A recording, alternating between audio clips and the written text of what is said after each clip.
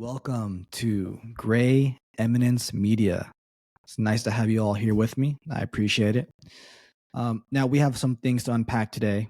BRICS nations to meet in South Africa, seeking to blunt Western dominance. Now, this summit is going to happen in a few days here.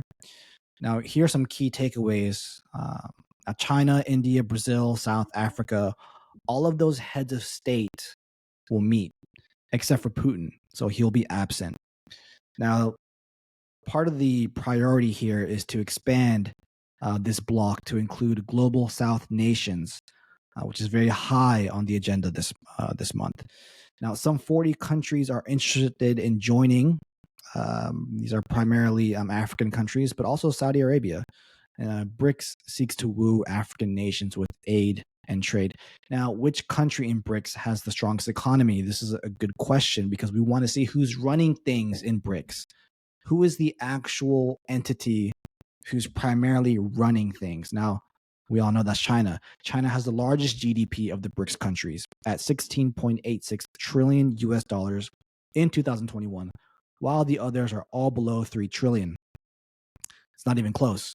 Now, combined, the BRICS bloc has a GDP over 26.03 trillion US dollars in 2022, which is slightly more than the United States.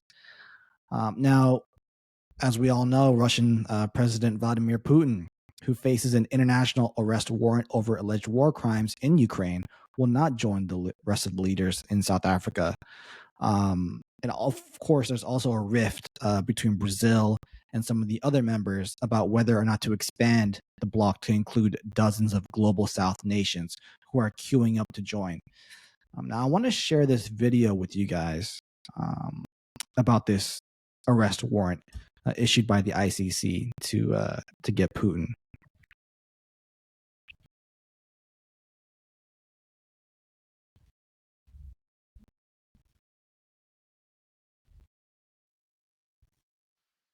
South Africa says Russian President Vladimir Putin will not attend an upcoming summit of the BRICS nations in August, ending months of speculation about whether the country would arrest him on an international warrant.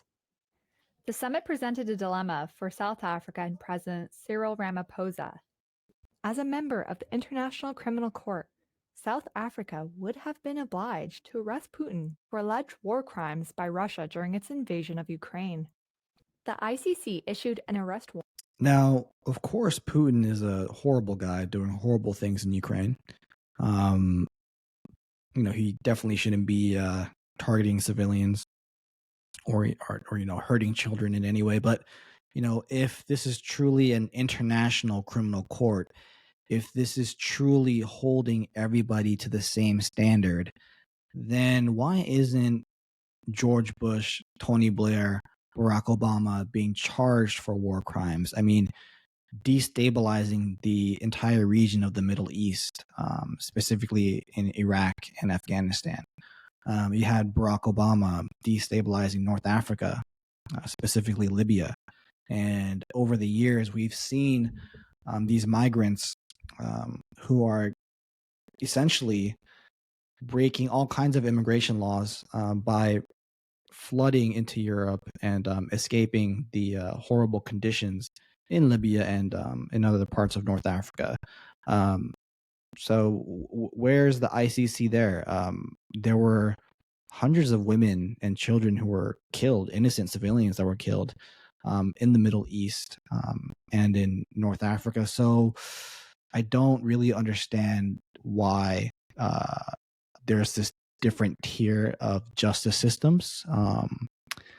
I assume that Ukrainian children hold more value than Libyan or Iraqi or children from Afghanistan. So that might be part of the reason. Warrant in March. It accuses Putin of the war crime of illegally deporting children from Ukraine. Pretoria has gotten a get out of jail free card. Political economist Ronak Golpada says the law is indisputable. They would have had to arrest Putin had he arrived. Failure to do so would have landed Pretoria in a whole lot of hot water. And I definitely agree to this point. South Africa doesn't really have much options. They don't want to isolate a lot of their Western allies and partners that have essentially a lot of power over these different international entities, such as the ICC. But they also don't want to alienate any potential future partnerships with Russia on the security, economic fronts as well. And so they definitely have to play a very delicate balance. Not only in terms of the rule of law, but also in terms of the reaction from the business community and the international community. And so this outcome allows the Ramaphosa government to maintain its position as a government that respects the rule of law. Ramaphosa had asked permission from the ICC not to arrest Putin because to do so would amount to a declaration of war. The Kremlin denied telling South Africa that, but has said the warrant is legally void, as Russia is not a member of the ICC. Yeah, I don't think South Africa wants war with Russia. Okay, now South Africa will host Chinese President Xi Jinping, Brazil's Da Silva, and Indian Prime Minister Modi for the BRICS summit from August 22nd to the 24th. Spread over the globe and with economies that operate in vastly different ways, the main thing uniting the BRICS is skepticism about a world order they see as serving the interests of the United States and its rich country allies who promote international norms they enforce but don't always respect. And that's completely understandable. Now, few details have emerged about what they plan to discuss, but expansion is expected to be high on the agenda as some 40 nations have shown interest in joining, either formally or informally, according to South Africa. They include Saudi Arabia, Argentina, and Egypt. Now let's go to this next video here. And let's talk about more about this expansion that they want to execute.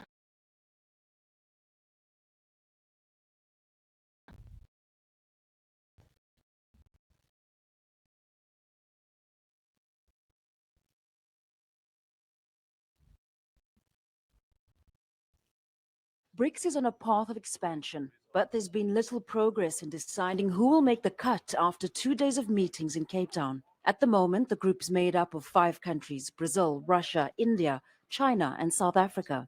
At least 19 countries, including Saudi Arabia, Iran, and Gabon, have expressed interest in joining the bloc. For many, it's emerged as an alternative to Western dominance and potentially providing a counterbalance to the West. It's a kind of a slightly ambivalent sort of organization because I think it likes to see itself as non-aligned. But if in the increasing polarized world that we're in at the moment, where Russia and the West, NATO, are at each other's throats, to have one of those poles of the multipolar, the new conflict that is already a BRICS member creates a complication there. Its plan for a common currency for trade within the bloc has not been finalized, and for now wants to increase trade among its member states in their local currencies, ultimately reducing reliance on the US dollar. South Africa's Foreign Affairs Minister Naledi Pandor says the group is hoping for more cooperation. We also looked at, I think, an important subject, which is what are the links that there should be between BRICS and G20 in an increasingly, in our view, multipolar world. We have a sense that we're moving away from a unipolar and there's increasing interest in multipolarity. So how do we draw together these formations? You see, she's trying to compromise. She's trying to make this some sort of a collaborative effort. The West, I'll give them credit. They don't play any games. They are here to dominate and to take over economically, culturally, militarily.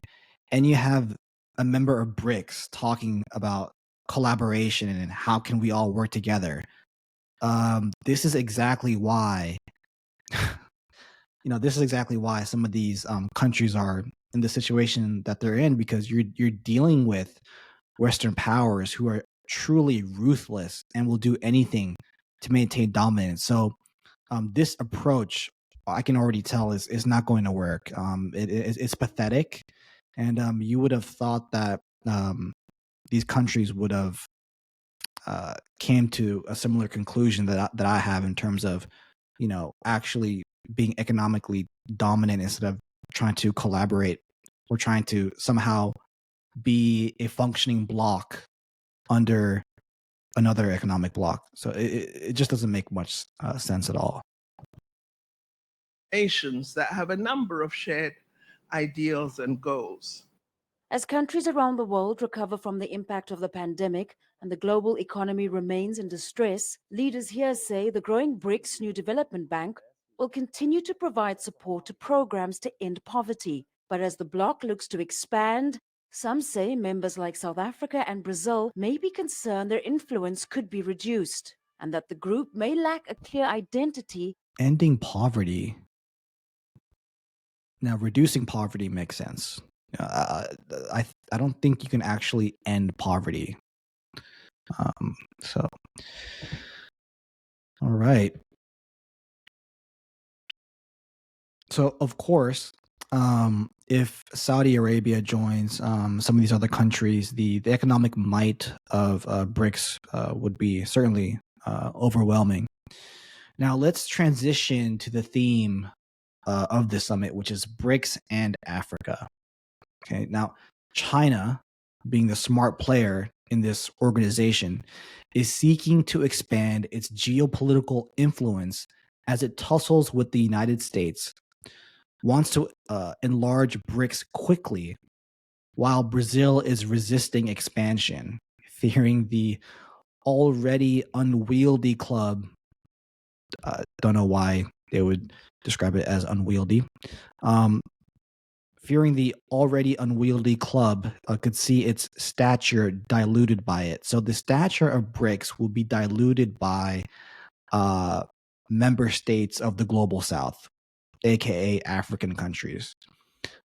China doesn't think so, but Brazil thinks so, and somehow the stature is going to be diluted by it. Now, it's clear that Brazilians don't want to be in an economic club with large membership from the global south.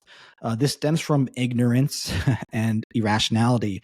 Now, there is strength in numbers, and by many members joining the global south, it will only help, not hurt, since they will be under the direction of China. Like we just talked about earlier, China is running things in BRICS. These members of the global south aren't going to run anything. They'll just be taking orders and enjoying economic collaboration with the members of BRICS. So the Chinese are extremely insightful and meticulous planners. The Chinese see the benefit of expanding its geopolitical influence to the global south and ultimately unite different regions of the world to fight against U.S. dominance. Now, BRICS will certainly have a lot more members who have high melanin content. So I suppose that's what the Brazilians are worried about. I'm not exactly quite sure. Now, in a written response to questions, China's foreign ministry said it supports progress in expanding membership and welcomes more like-minded partners to join the BRICS family at an early date. It just makes sense. You see NATO expanding. You see the U.S. Collaborating with their allies in Northeast Asia, specifically Japan and South Korea on security issues. So China has the right move here in wanting to unite the global south with their economic pact.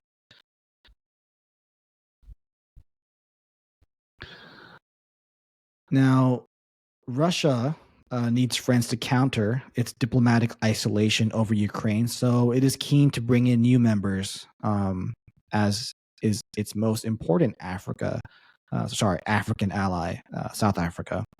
India is on the fence on the situation. They this is smart on India's part. They don't want to isolate Russia or the U.S.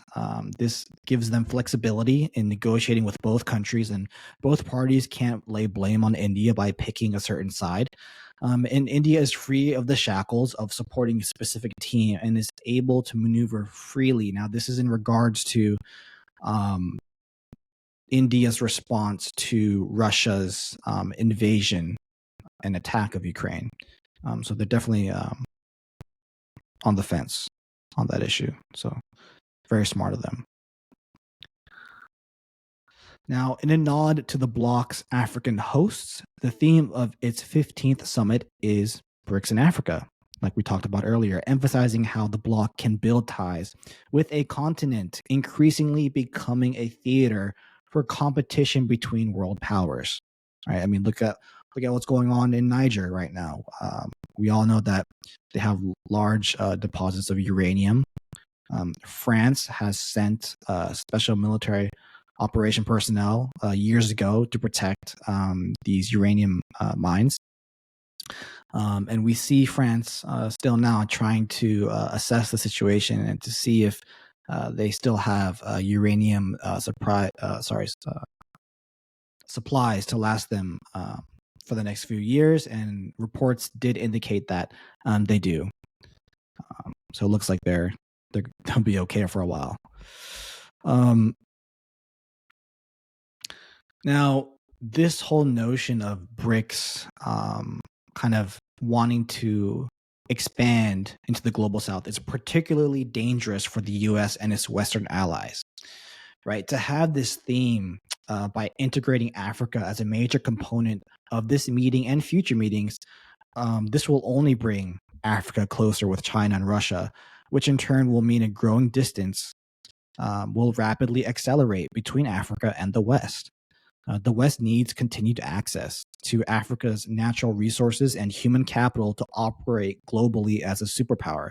And it has become increasingly clear that Africans are becoming disillusioned with Western powers and are visibly warming up to the idea of closer relations with China and Russia.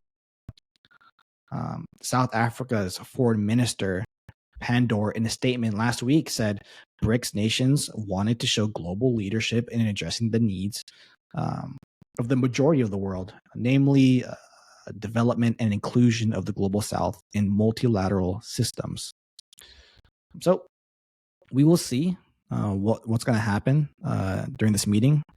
I'm looking forward to watching it. I hope you guys are too. And thanks for tuning in. I'll see you guys next time.